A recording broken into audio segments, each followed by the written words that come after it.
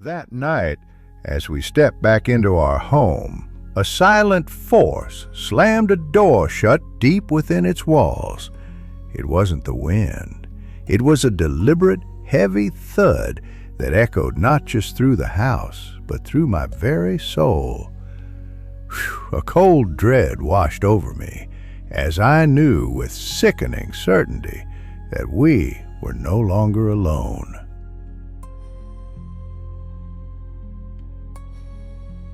We had a plan for this, a grim ritual born from sleepless nights and whispered fears. "Alarm," my wife mouthed, her eyes wide with a terror that mirrored my own. I moved without thinking, grabbing the handgun from the truck, its cold steel a poor substitute for the security I craved. Backing away, we kept our eyes glued to the front door, a gateway to an unseen horror. I called into the darkness, my voice trembling despite my best efforts. 15 seconds to identify yourselves or I shoot."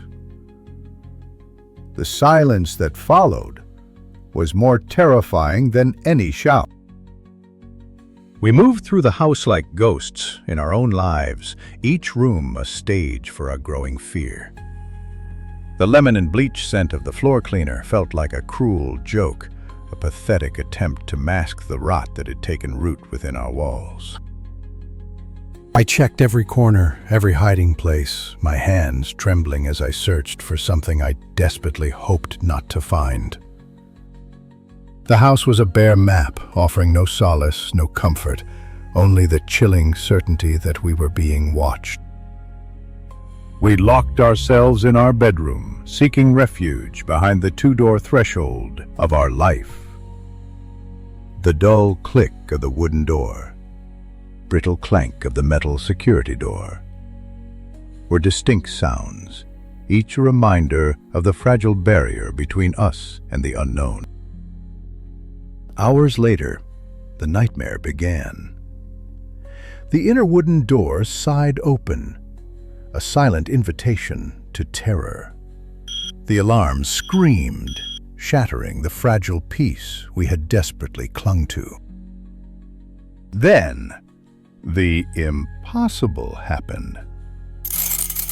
The metallic rattle of the outer security door echoed through the house, defying logic, twisting reality into a horrifying new shape. How could it be? The sequence was wrong, a perversion of the natural order. The outer door should have triggered the alarm first. Something was inside, something that defied explanation. Something that had rewritten the rules of our reality.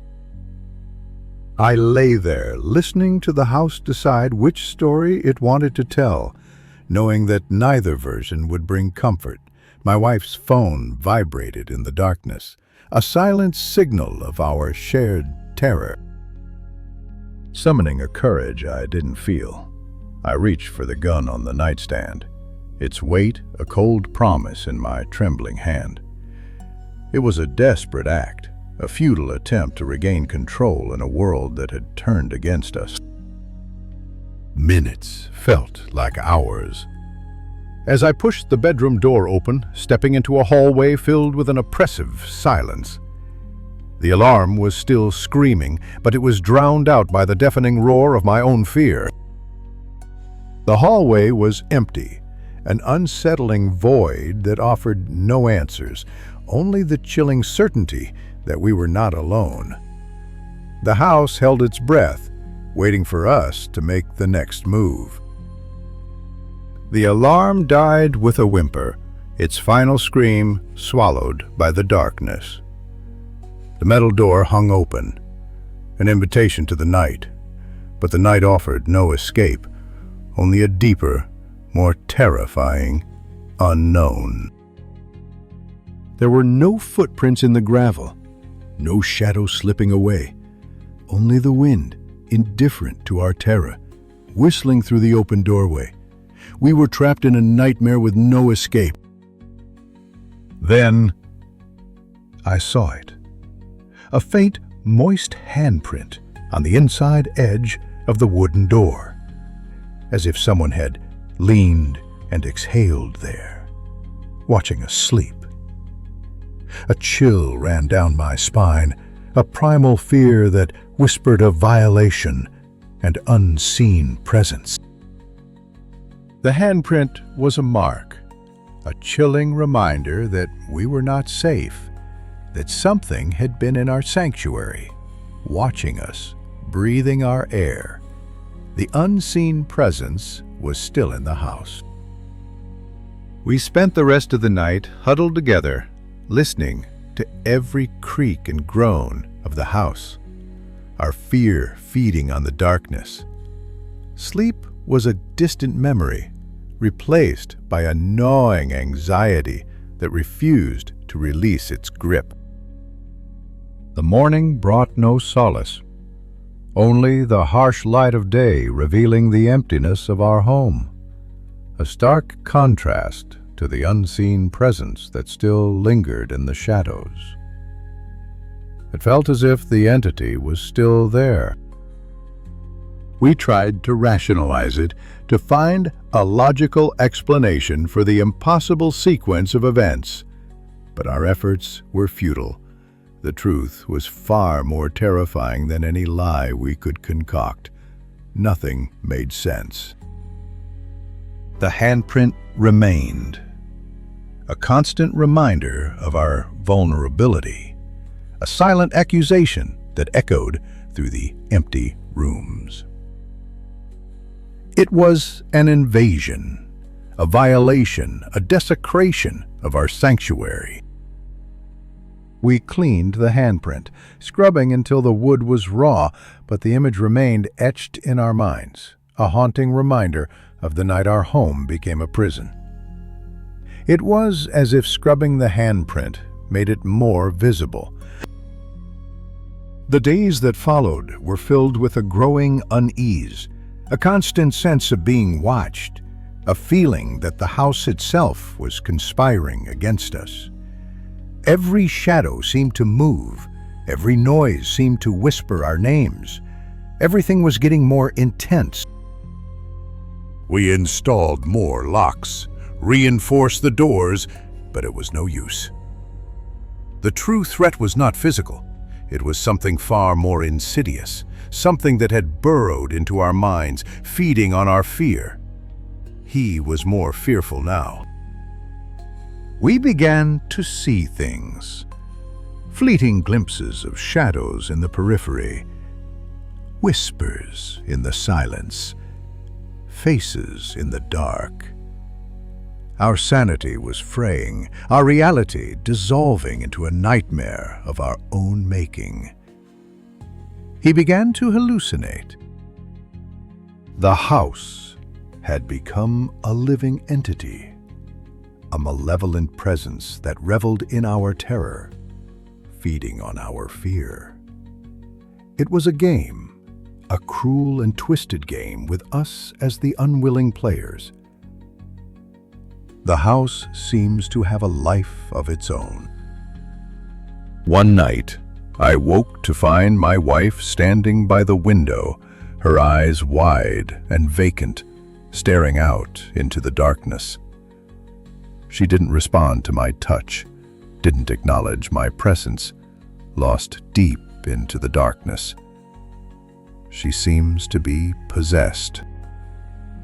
I tried to shake her, to bring her back from whatever abyss she had fallen into, but it was no use. She was gone, replaced by something else, something cold and empty, something that no longer resembled the woman I loved. It seems his wife is possessed.